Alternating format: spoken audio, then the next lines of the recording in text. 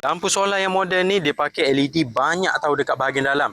Reflektor pula saiz besar. Waktu malam cahaya dia ni memang cerah. Dia boleh maintain cerah macam ni dengan lama pula. Sebab bahagian dalam dia ni dia pakai bateri saiz besar. Dia boleh simpan tenaga yang lama. Kalau korang nak jimat bil elektrik, korang boleh pakai lampu solar macam ni, pasang dekat sekeliling rumah.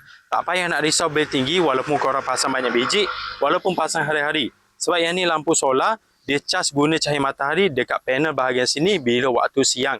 Dia cas dengan automatik, bila malam pula dia akan nyala dengan automatik juga. Sebab lampu ni, dia akan detect bila malam.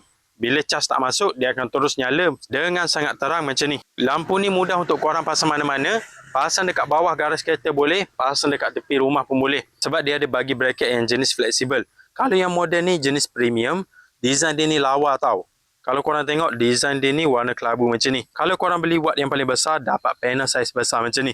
60cm x 35cm. Yang ni panel besar, dia boleh cas lampu dengan cepat. Jadi kalau korang nak jimat, pakai lampu solar macam ni.